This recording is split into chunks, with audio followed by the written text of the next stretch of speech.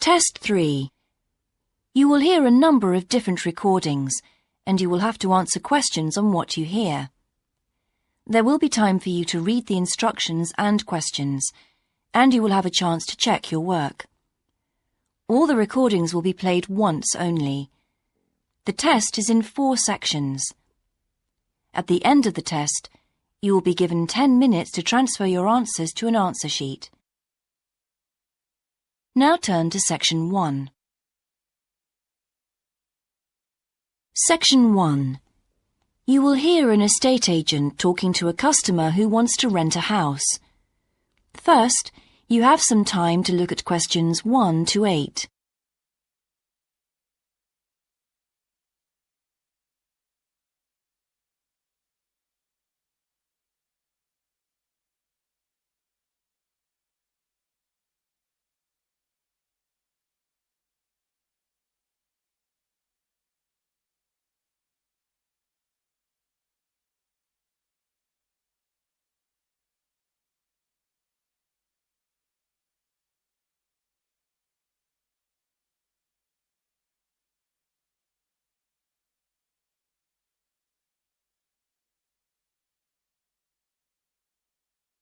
You will see that there is an example that has been done for you.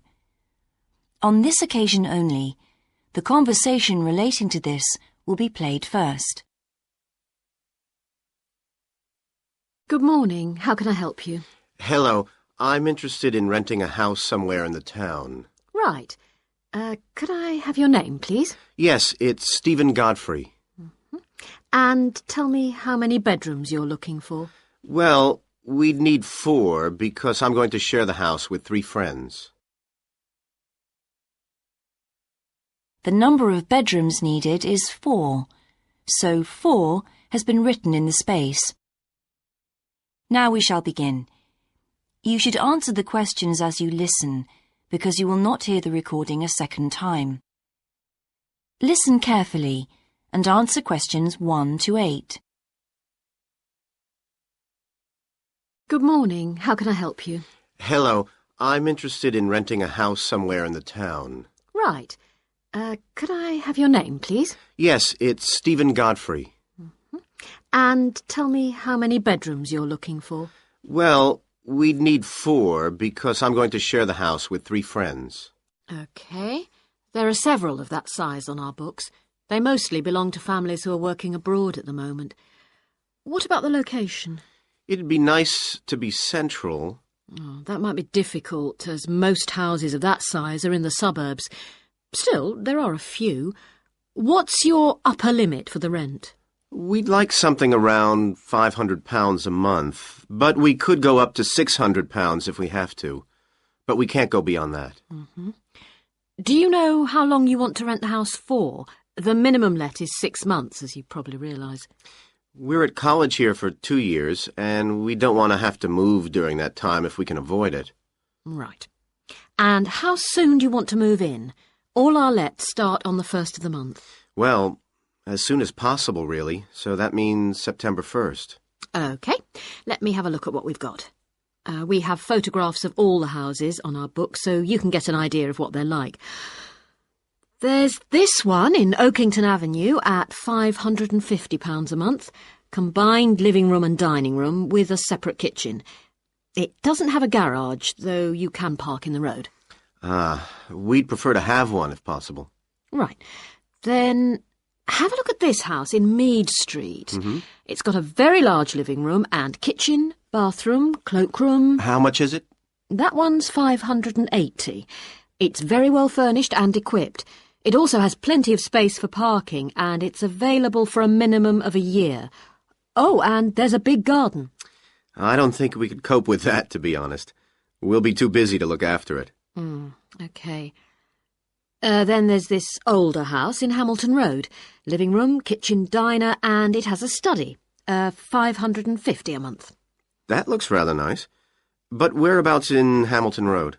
Towards the western end. Oh, that'll be very noisy. I know the area. Yes, it's pretty lively, but some people like it, though.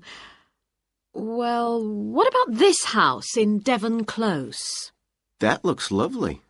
There's a big demand for houses in that area, so prices tend to be quite high. But this one hasn't been decorated for a few years, which has kept the rent down a bit.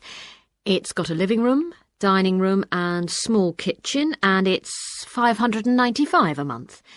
I think it would suit you from what you've said. It sounds fine. Before you hear the rest of the conversation, you have some time to look at questions 9 and 10.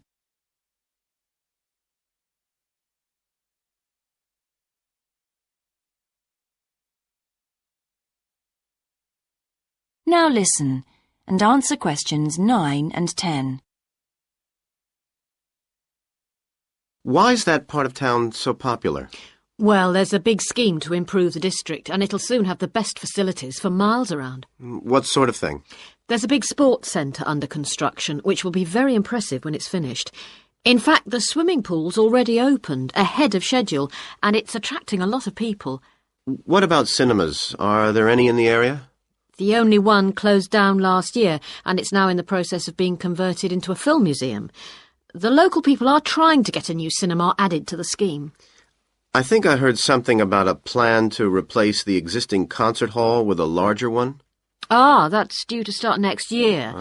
Well, it sounds an interesting area to live in. Could I go and see the house, please? Yes, of course. That is the end of section 1. You now have half a minute to check your answers.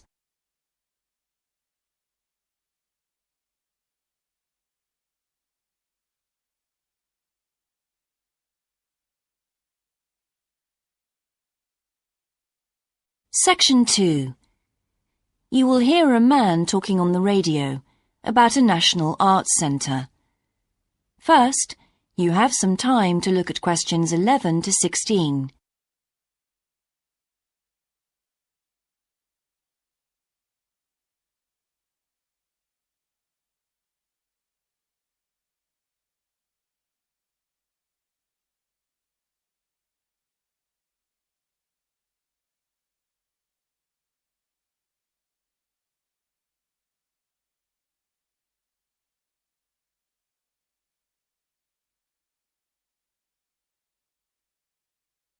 Now listen carefully and answer questions 11 to 16.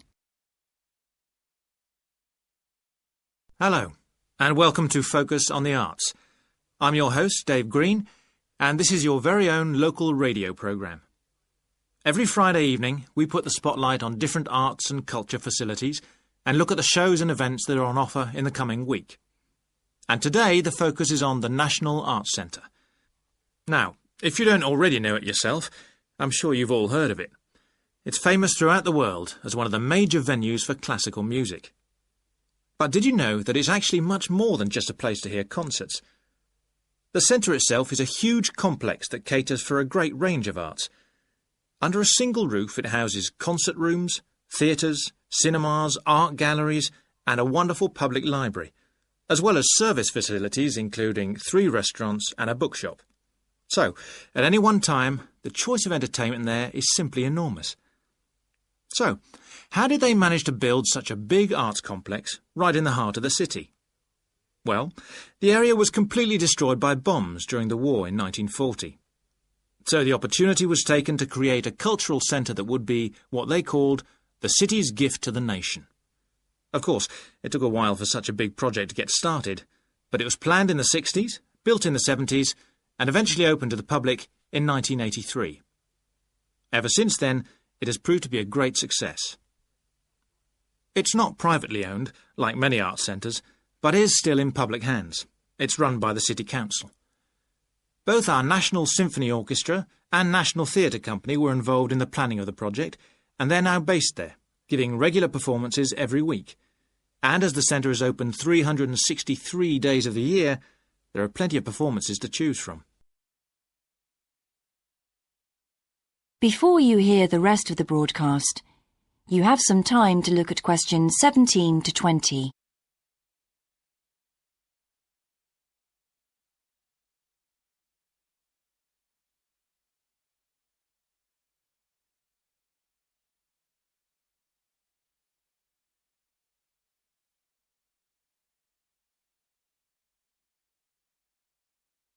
Now listen and answer questions 17 to 20.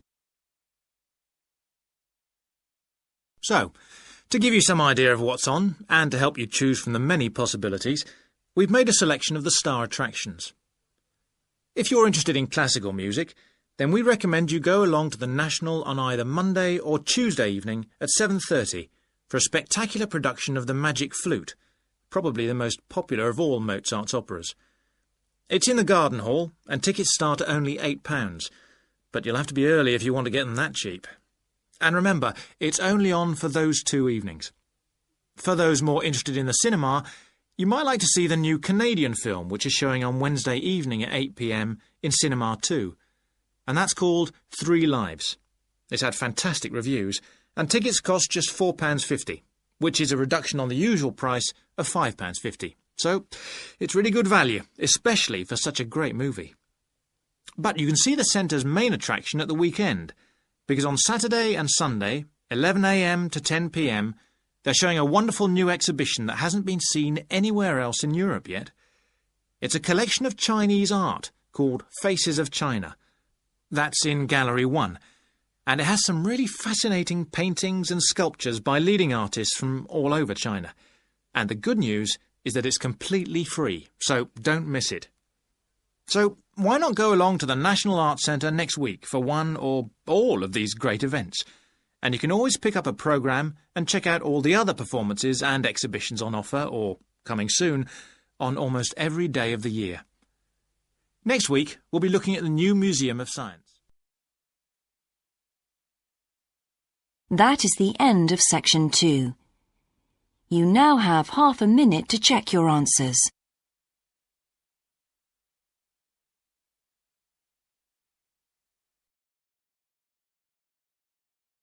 Section 3. You will hear a university tutor and a new student called Paul discussing Paul's work experience and Latin American Studies course. First, you have some time to look at questions 21 to 26.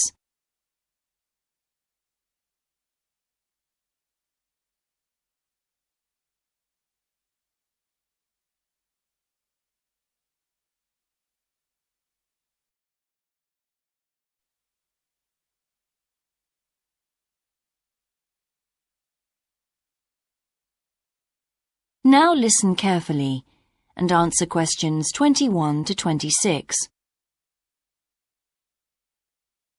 I've been reading your personal statement, Paul. First, let's talk about your work experience in South America.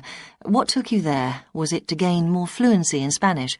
Well, as I'm combining Spanish with Latin American studies, my main idea was to find out more about the way people lived there. My spoken Spanish was already pretty good, in fact. So you weren't too worried about language barriers? No. In fact, I ended up teaching English there, although that wasn't my original choice of work. I see. How did you find out about all this? I found an agency that runs all kinds of voluntary projects in South America. What kind of work? Well, there were several possibilities. You mean construction, engineering work?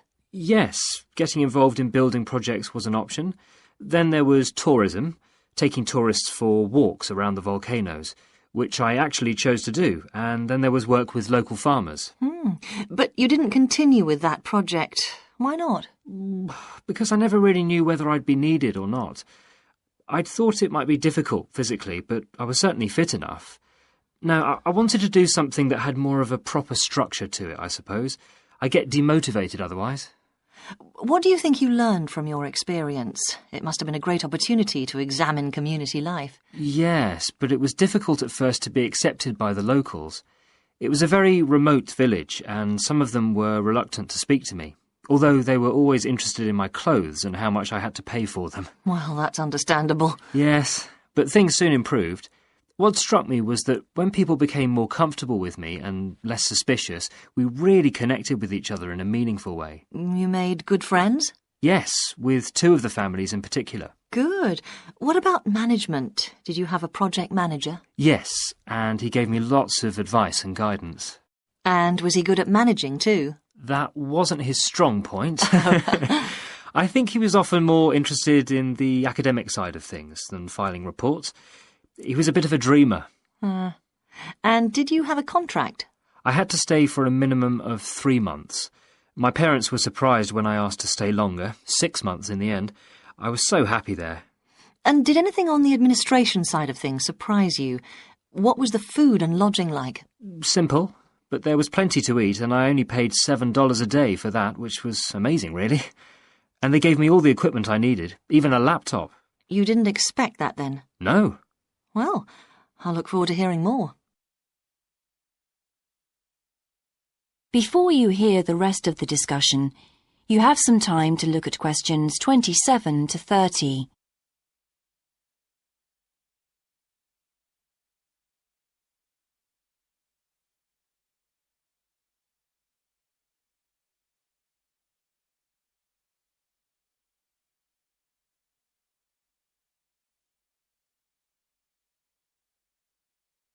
Now listen and answer questions 27 to 30. But now let's look at these modules. You'll need to start thinking about which ones you'll definitely want to study. The first one here is Gender Studies in Latin America. It looks at how gender analysis is reconfiguring civil society in Latin America. Women are increasingly occupying positions in government and in other elected leadership positions in Latin America. I think you'd find it interesting. If it was to do with people in the villages rather than those in the public sphere, I would. OK. What about second language acquisition? Do you think I'd find that useful? Well, you've had some practical experience in the field. I think it would be.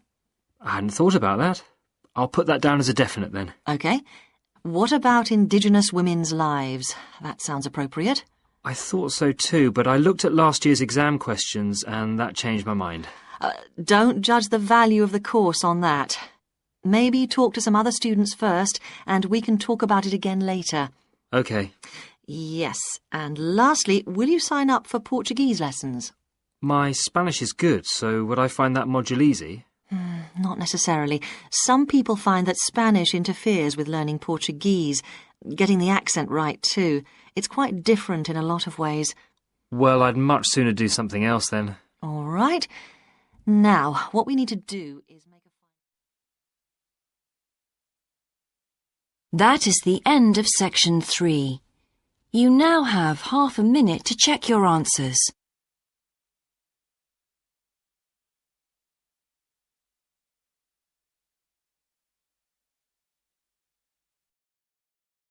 Section 4. You will hear a lecture about success in business systems. First, you have some time to look at questions 31 to 40.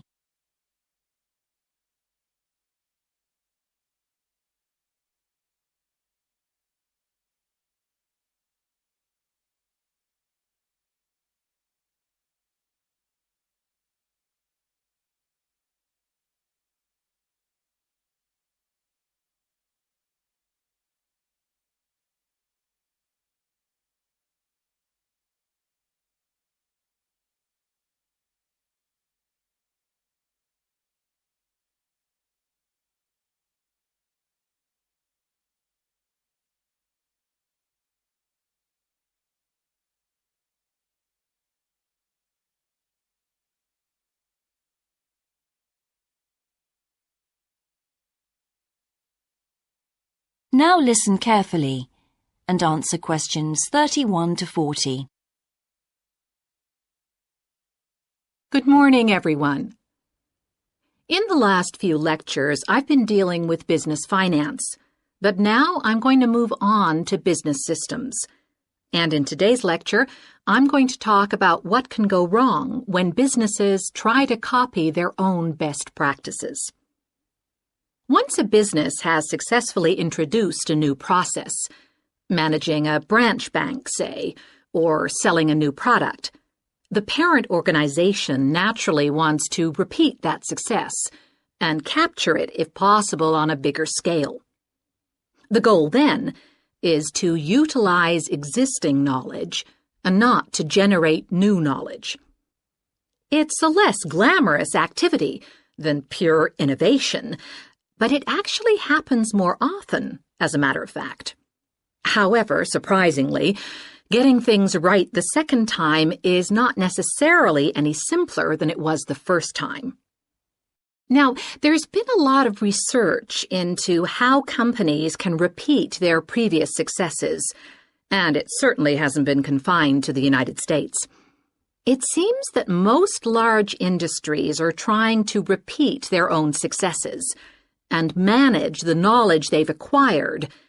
But even so, it has been shown that the overwhelming majority of attempts fail. A host of studies confirm this, covering a wide range of business settings: branch banks, retail stores, real estate agencies, factories, call centers, to name but a few. So why do so few managers get things right the second or third time? Let's consider one reason for failure: placing too much trust in the people who are running the successful operation, the experts, shall we say. Managers who want to apply existing knowledge typically start off by going to an expert, such as the person who designed and is running a successful department store, and picking their brains. Now, this approach can be used if you want to gain a rough understanding of a particular system, or understand smaller, isolated problems. The trouble is, even the expert doesn't fully grasp the whole thing, because when it comes to complex systems, the individual components of the process are interwoven with one another. The expert never has complete access to the necessary information. And the situation's complicated even further by the fact that experts are usually not aware of their own ignorance. The ignorance can take various forms. For instance, a lot of details of the system are invisible to managers.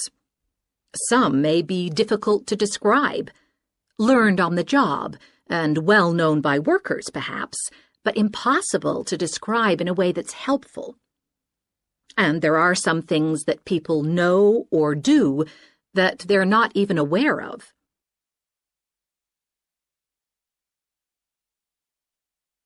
Now, let's consider two types of mistake that can occur when a manager actually starts to set up a duplicate system to replicate a successful process. Firstly, perhaps he forgets that he was just trying to copy another process and starts trying to improve on it. Another mistake is trying to use the best parts of various different systems in the hope of creating the perfect combination. Unfortunately, attempts like these usually turn out to be misguided and lead to problems. Why? Well, for various reasons. Perhaps there weren't really any advantages after all, because the information wasn't accurate. Or perhaps the business settings weren't really comparable. More typically, the advantages are real enough, but there are also disadvantages that have been overlooked.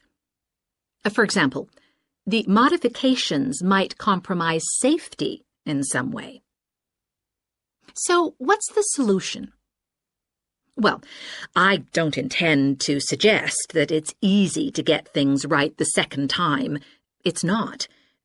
But the underlying problem has more to do with attitudes than the actual difficulty of the task, and there are ways of getting it right. These involve adjusting attitudes, first of all. Being more realistic and cautious, really. Secondly, they involve exerting strict controls on the organizational and operational systems. And this, in turn, means copying the original as closely as possible. Not merely duplicating the physical characteristics of the factory, but also duplicating the skills that the original employees had. Reliance on a template like this offers the huge advantage of built-in consistency.